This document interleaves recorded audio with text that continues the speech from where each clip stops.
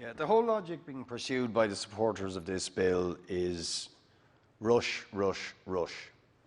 It's a dangerous rush, in my opinion, and it's a rush that may well lead to people cutting off their own nose to spite their face.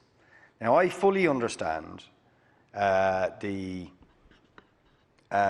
anxiety, the concern, the pressure of people who invested, farmers, small farmers who invested in forestry and who feel the need to gain the return on that investment.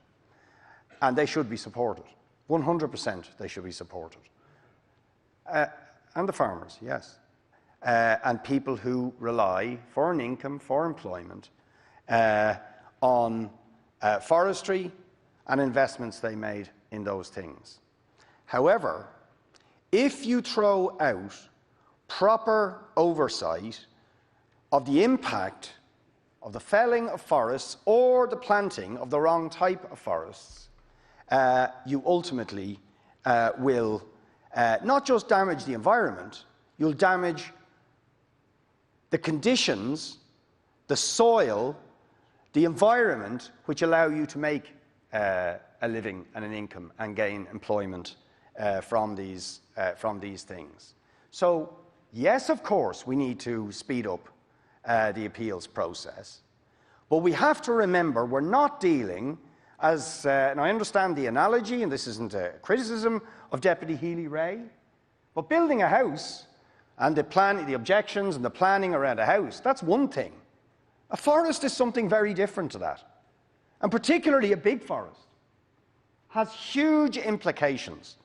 It has implications for the stability of the soil, of mountains, actually keeping mountains up, of ensuring that there isn't dangerous runoff, poisonous runoff that affects water and so on. And I don't want to overstate this, but to be honest, you can't overstate it. When you think about Derry Bryan and what happened at Derry Bryan, because there wasn't proper environmental impact assessment done, we are still paying the price as a state, but look at the damage that was done because that environmental impact proper assessment wasn't done. But to be honest, if you look at history, it's even more significant because the truth is, you know, places like Iraq or huge parts of Greece that are now desert, they weren't always desert.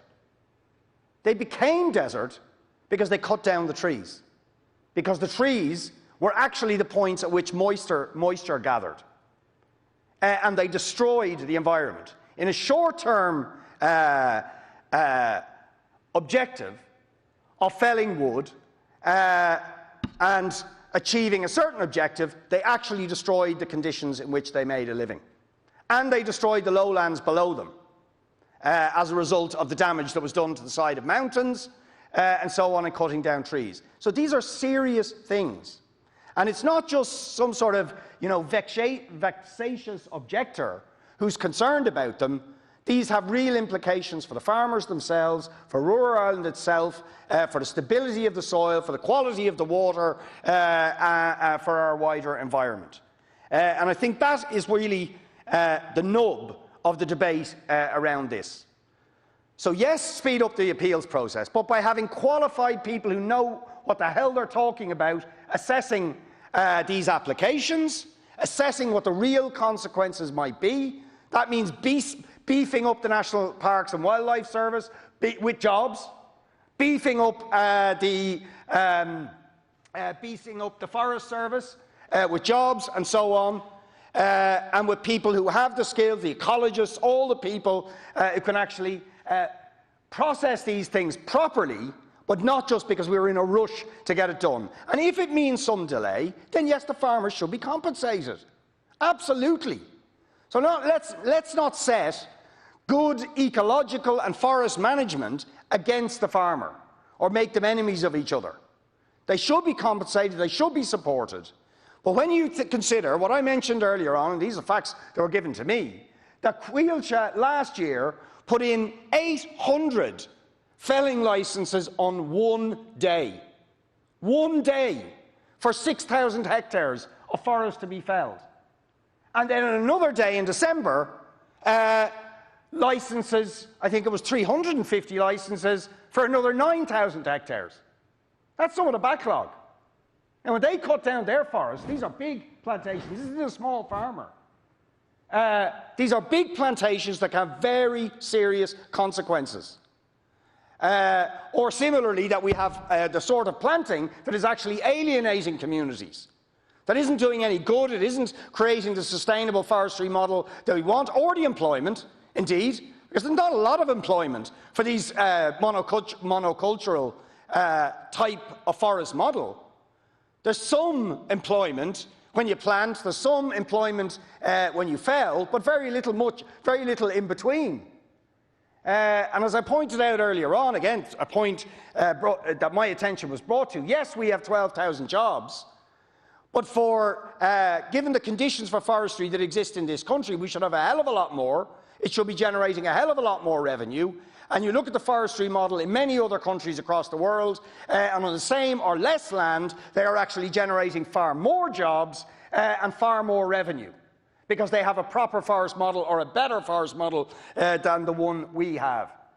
So simply ramming through all these appeals or processing all these appeals rapidly without properly doing the assessments that are necessary and making sure we're making the right decisions with proper people looking at those appeals is a mistake that will ultimately damage the farmer, damage rural Ireland, won't help us move towards the sustainable and better forest model that we actually need. It will have the opposite,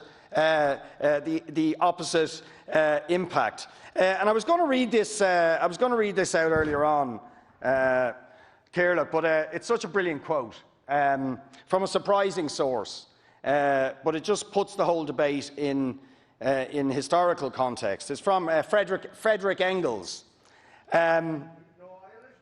Frederick Engels, whose life partner was a woman from rural Ireland called Lizzie Burns. And he said the following. He said, "Let us not flatter ourselves overmuch on account of our human victories over nature.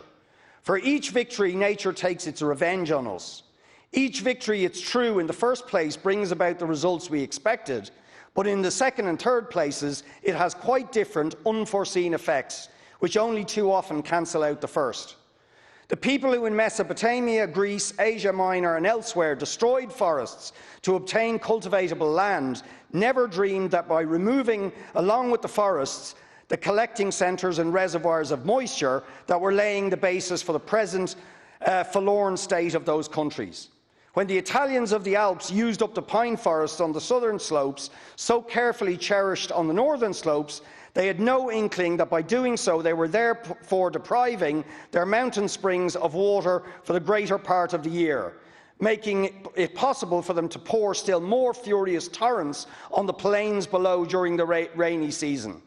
Thus, at every step, we are reminded that we are by no means rulers over nature like a conqueror over foreign people, like someone standing outside of nature, but that we, with flesh, blood and brain, belong to nature, exist in its midst, and that all of our mastery of it contains in the fact that we have the advantage over other creatures of being able to learn its laws and apply them correctly. And to me, that is the basis of a sustainable forestry and ecological policy, which bears a very considerable relevance to the debate we're having. And in that context, I also move our Amendment 59, which is in this grouping.